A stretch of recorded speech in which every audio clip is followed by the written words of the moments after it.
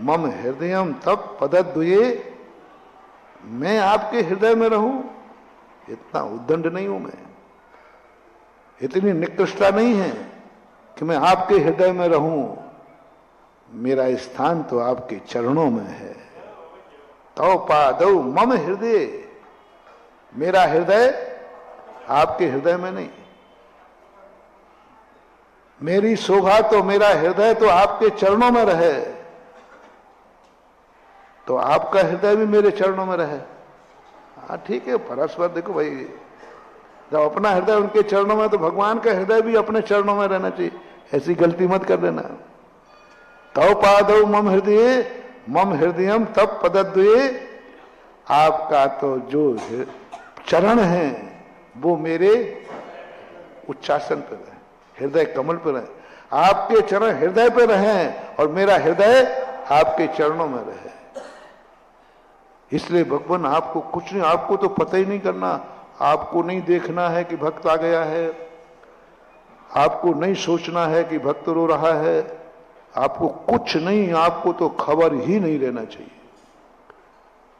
इसलिए जैनियों ने, जैन दर्शन ने अपने भगवान को इस दुनिया से बेखबर कर दिया।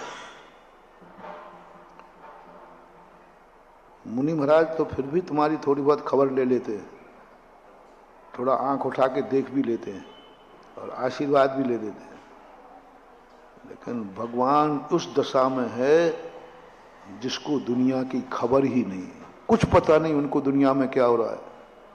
रोते रहो, गाते रहो, मरते रहो, जीते रहो, उनको खबर ही नहीं, उनको अनुभव ही नहीं आता, उनको पता ही नहीं कि दुनिया में क्या हो रहा है।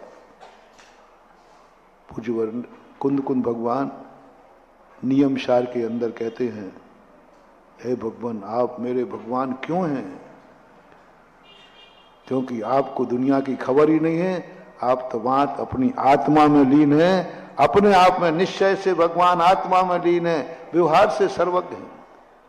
वो दुनिया को जानते नहीं है, दुनिया उनके ज्ञान में झलकती है। झलकना और जानने में बहुत अंतर है। सारा दर्पण तरेव सकला प्रतिफलंति मालिका यस्य, संपूर्ण पदार्थ उनके ज्ञान में झलक रहे, उनको कोई उपयोग नहीं, कोई अनुभव नहीं, कोई ज्ञान नहीं, नरकों में क्या हो रहा है, यहां क्या हो रहा है, कहां, कुछ मतलब ही नहीं, कोई मतलब ना। तो भगवान दुनिया के संबंध में सोचते, जैनियों का भगवान दुनिया के संबंध में कुछ नहीं सोचता। सारे दुनिया के हमने आराध्य देखे, संसार की चिंता करते हैं, संसार में अत्याचार फैलते हैं तो उनका नाश करने का भाव करते, पापियों को मिटाने का भाव करते, पाप को मिटाने का भाव करते। बहुत टेंशन में होता है, मीटिंग करते, सोचते, इधर पाप की वृद्धि हो रही है, चलो इस पाप को हटाएं। यहां पापी लोग पैदा हो गए हैं, चलो पापियों का नाश करें। पापियों के नाश करने का भाव सभी में देखा हम, हर विचारकों के देखा जो जो यहां आराध्य करते हैं। भगवान कुछ ना कुछ भक्तों का टेंशन करते रहते हैं। भक्त को कैसे सुखी करूं, संसार को कैसे सुखी करूं, संसार के दुख कैसे मिटाऊं, संसार से आताताइयों को, पापियों को कैसे हटाऊं जिससे धर्मात्मा अच्छी तरह से रह सके। सभी प्राय जितने आराध्य हैं, आराधकों के, सब धर्मात्माओं की चिंता करते हैं, सब धर्मात्माओं की चिंता करते हैं। धर्मात्माओं की रक्षा हो, अधर्मी का नाश हो, धर्म का विकास हो, अधर्म का नाश हो, ये सभी आराध्य करते हैं। मैंने हर दर्शन के हर चीज में पढ़ लिया, सब यही चिंता करते रहते बैठे बैठे, इस संसार को कैसे सुखी करूं, ये भक्त दुखी है, इसको कैसे सुखी करूं, एक ही चिंता बस। जो दूसरों की चिंता निरंतर करता रहता है, दुनिया उन्हें ही आराध्य मानती है। अब एक और जैन दर्शन अलग क्यों हुआ दुनिया से, दुनिया के विचारों में क्यों नहीं मिल पा रहा है? अलग संप्रदाय है, सो बात नहीं, ना जाने भारत में कितने संप्रदाय हैं, सब एक विचार में मिल गए, सबका एक ही विचार है, भगवान अलग अलग है, विचार तो एक ही है। विचार एक ही है, सब अद्वैतवादी हैं, सबके विचारों में अद्वैतवाद है, नाम अलग अलग है। लेकिन जैन दर्शन किसी से मैचिंग नहीं कर रहा है, क्योंकि जैन दर्शन का व्यक्ति तो अलग है ही, विचार भी अलग है। जैन दर्शन कहता भगवान वही है जो किसी की चिंता नहीं करता, किसी के काम नहीं आता, किसी के संबंध में कुछ नहीं सोचता, कुछ भी नहीं। धर्मात्माओं की रक्षा करने का भी भाव नहीं, धर्म की रक्षा करने का भी भाव नहीं, अधर्मी के नाश का भाव नहीं, अधर्म के मिटने का भाव नहीं। ऐसी दशा जिस भगवान की होती है उसका नाम है जिनेंद्र देव, जो किसी की चिंता नहीं करना। रिपीट कर रहा हूं, जो किसी की चिंता करता है, जैन दर्शन उसे जिनेंद्र नहीं कहता, गुरु कह देंगे, महान आत्माएं कह देंगे, पूजनीय है, आदरणीय है, वंदनीय है, सब कुछ कहो, महान आदमी है। देखो 24 घंटे परोपकार की चिंता करते हैं। जो दूसरों की चिंता हमेशा करते हैं वे संसार में लोग कहते हैं भैया भगवान देवता आदमी है, क्यों? सदा दूसरों की चिंता करता रहता है, सदा दूसरों के विचार, सज्जनों की रक्षा करता है, दुर्जनों का नाश करता है। अरे महान आत्मा है, वो हो सकता है महान, वो हो सकता है जगत गुरु, वो हो सकता है सर्वशक्तिमान, जहत कल्याणक हो सकता है, लेकिन वो जिनेंद्र देव नहीं हो सकता। जिनेंद्र देव का अर्थ है कुछ भी नहीं, तुम्हें दुनिया की खबर भी नहीं होना चाहिए, दुनिया है भी कि नहीं है। 6 द्रव्य 7 तत्व 9 पदार्थ दुनिया है कि नहीं, उन्हें कोई मतलब नहीं है। वो तो कहते हैं मैं हूं बस, मैं हूं बस, दुनिया है कि नहीं मुझे पता नहीं, दुनिया है मुझे पता नहीं, और भी द्रव्य है मुझे पता नहीं, और भी तत्व है मुझे पता नहीं, मोक्ष के अलावा कुछ और भी दुनिया में है, स्वर्ग नरक मुझे पता नहीं, कुछ नहीं। मुझे मात्र इतना मालूम है कि मैं हूं।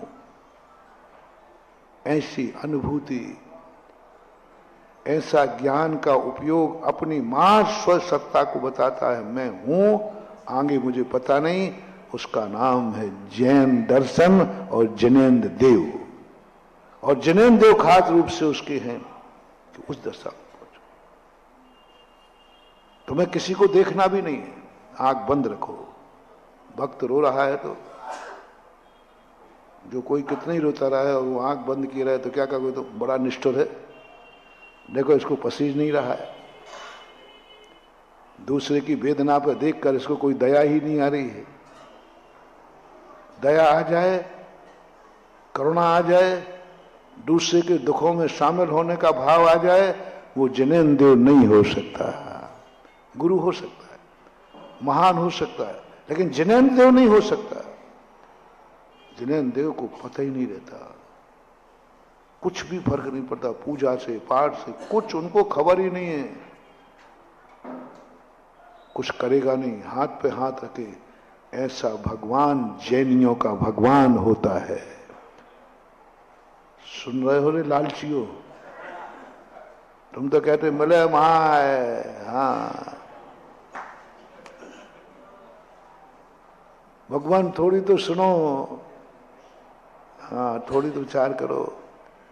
भगवान मैं तेरे मंदिर में आता हूं, कभी कभी तो तुम मेरे घर आया करो। बहुत सारी पता नहीं क्या क्या कर डाला, इतनी अपेक्षाएं तुम करते हो। महानुभाव वो जिनेंद्र तो नहीं है, इसलिए समय से जिनेंद्र देव की भक्ति कर रहे हो, सब कुछ कर रहे हो, लेकिन तुम सम्यक दृष्टि नहीं बन पा रहे हो, क्योंकि तुम्हारी दृष्टि में जब जब ये भाव आएगा मेरी कोई चिंता नहीं, मेरे सारे कार्य भगवान करेगा, मैं भगवान का भक्त हूं, मेरा कोई कुछ नहीं बिगाड़ सकता, क्योंकि मेरे साथ भगवान है। यदि ये भाव तुम्हें आ रहा है, तुम जिनेंद्र देव को नहीं समझ रहे हो और ना तुम सम्यक दृष्टि हो। इसलिए जैन सम्यक दृष्टि ने जब अपने भगवान को मंदिर में बैठाला तो उन भगवान को बैठाला जो कुछ भी किसी को देखते नहीं हैं, किसी को आशीर्वाद भी नहीं देते हैं। वो भगवान जैनियों के भगवान जनेन्द्र होते हैं। कितना सोचा होगा पूर्वजों ने, ऐसे भगवान बैठाल दिए, नासा दृष्टि करके, हाथ पे हाथ रख के, पथौड़ी करके। क्या है मतलब, क्या है मतलब? बस यही चमत्कार होना है, यही अतिशय होना है। यदि भगवान ने तुम्हारा कार्य कर दिया तो कौन सा अतिशय है? भगवान के देखने से तुम्हारी बीमारी दूर हो गई तो कौन सा अतिशय है? वो तो रिद्धि थी, अतिशय नहीं था। रिद्धियों को अतिशय में नहीं लिया।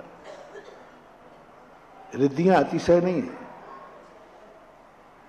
सिद्धियां अतिशय नहीं है, रिद्धि अतिशय नहीं है।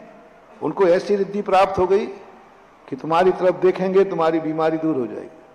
उनको ऐसी रिद्धि प्राप्त हो गई कि जो बोलेंगे वो सही हो जाएगा। उनको ऐसी रिद्धि प्राप्त हो गई जहां जाएंगे वहां सब कुछ सुभिक्ष हो जाएगा। ये रिद्धियां हैं, अतिशय नहीं है। रिद्धि थी इसलिए हो गया ऐसा,